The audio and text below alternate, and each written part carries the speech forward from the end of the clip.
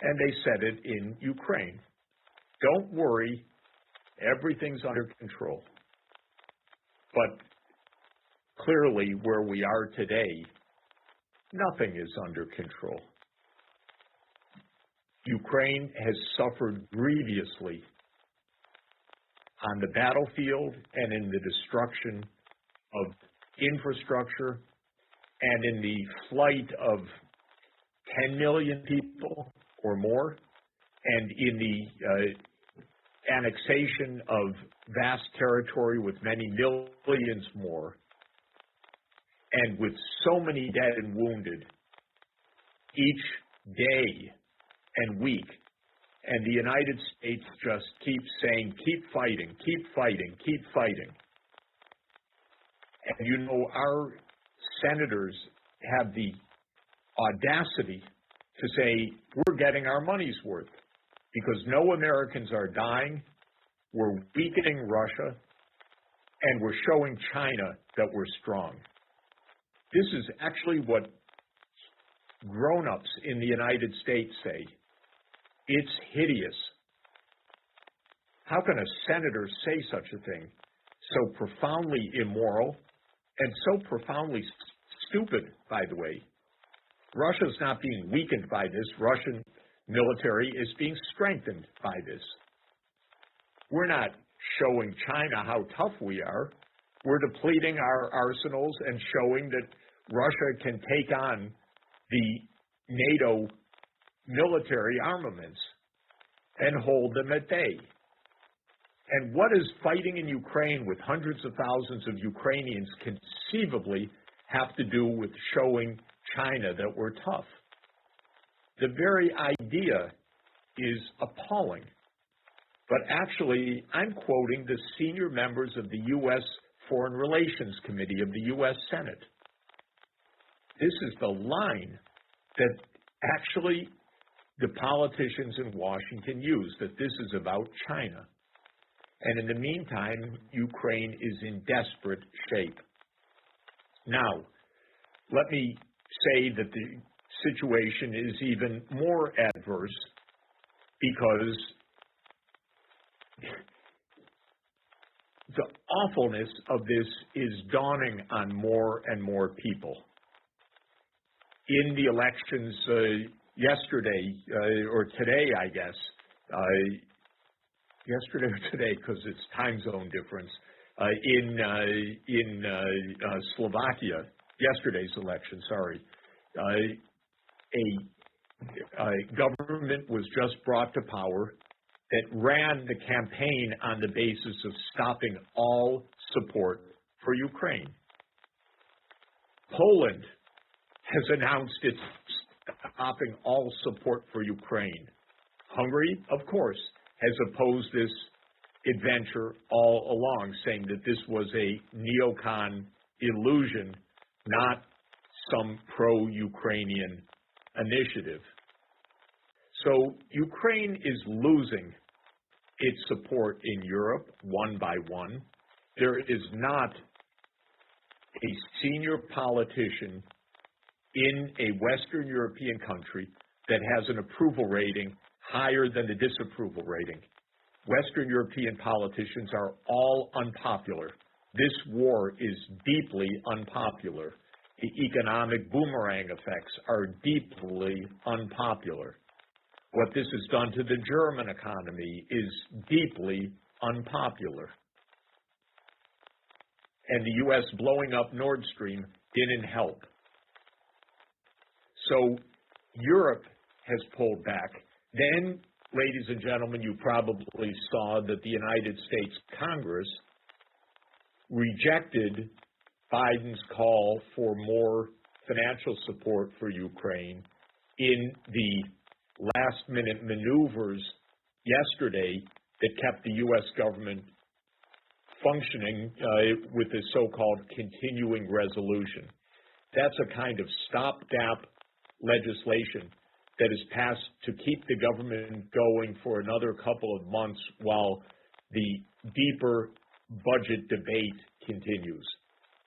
But President Biden was trying to put in $6 billion of short-term help for Ukraine into that continuing resolution. And it failed. In fact, the continuing resolution succeeded only when the money for Ukraine was taken off the table. And this is because the Republican Party in the United States, both in the base of the membership of the party in the United States and increasingly in the leaders of the party in Washington, are opposed to more spending for Ukraine.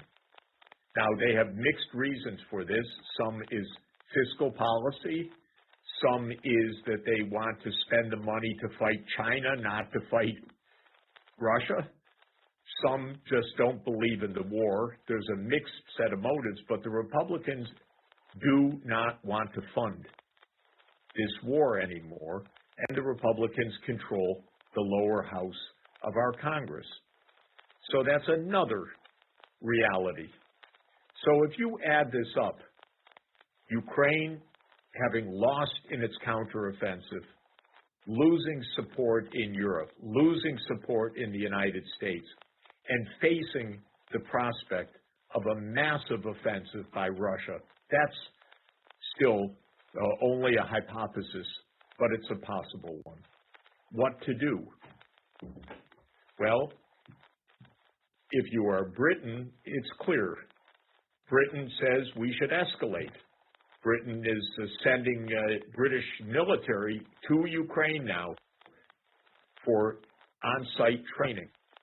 The British, in my view, are a little crazy, still with the nostalgia for their empire, still fighting the first Crimean War, they think. So I try to put the British view away because it is a nonsense and a danger. What we need to do is not to escalate further, which could end up with the full destruction of Ukraine or an escalation to nuclear war, as we know. We need to understand that all of this all along has fit Clausewitz's famous formulation that war is the continuation of politics with other means. We need to face the politics of this issue. This is a war over NATO enlargement and an internal war between Western Ukraine and Eastern Ukraine. And the way that could have kept Ukraine safe and secure would have been neutrality and diversity, a federal structure for Ukraine, recognizing the Russian language and Russian culture, and not having a culture conflict as well as a NATO enlargement. But we've gotten the worst of both worlds, pushing NATO enlargement and a Russophobic Western Ukrainian regime absolutely spewing hate, maybe understandable, but hate against Russia that is totally destructive of peace prospects. So we need to come back to the politics. And in my mind, the politics are roughly the following. I think that there are at least 4 components to a peace agreement. The first and fundamental one is stop NATO enlargement eastward. Stop already. This is so dangerous and provocative.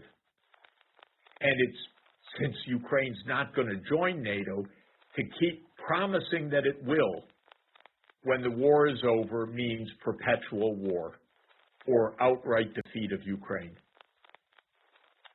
So stop NATO enlargement. Stop this absurdity of this so-called open door policy. Understand that NATO enlargement does concern Russia and that Russia should have a say in this. And that we should remember the promises that Genscher and Kohl and Baker made back in 1990. Anyway, this whole approach has been wrong, driven by U.S. unipolar aspirations. So the first point is stop the NATO enlargement as part of a peace agreement. The second is very difficult now, what to do about the territories. You know, in 2014, Russia wasn't claiming any territories. Then Yanukovych was overthrown, and Russia, it just claimed the Minsk II agreement. But then the Minsk II agreement was repudiated, so Russia claimed the territory of the Donbass. We keep refusing common sense, and the situation keeps getting worse and worse. At this point, there does need to be border change negotiated. And we have to understand that sometimes borders do change. The United States forced a border change of Serbia to put Kosovo out of Serbia. That was a NATO operation, bombing Belgrade for 49 straight days in order to change the border. And the United States did the same with Sudan, siding with the insurgency of South Sudan to change the border. So we're going to have to negotiate borders to reach peace. Crimea certainly is going to remain in Russian hands. The heavily Russian ethnic populations of Ukraine are going to be in Russian hands in the end if we want peace. So that's a second point that I think is obvious. A third point is the United States and Russia need to get back to nuclear arms negotiations. The U.S. never should have abandoned the ABM treaty. The U.S. never should have abandoned the Intermediate Nuclear Force Treaty, which it did in 2019. Now the New START treaty is in suspension. We need the nuclear negotiations to resume. And the United States has to accept that Russia is right, actually, about this danger of the placement of Aegis missiles without negotiating with Russia. This is destabilizing the nuclear situation. So that's a third plank that is needed. And the fourth plank is to return to the concept of collective security of the OSCE. Because the OSCE is based specifically on the point that no country can choose a military alliance in a way that endangers another country. Unlike the NATO open door doctrine, so-called, that NATO doesn't have to talk to Russia, the whole OSCE is premised on collective security, that no country can take measures that jeopardize a neighboring country. And this is the right point. OSCE is truly Europe's best path for security.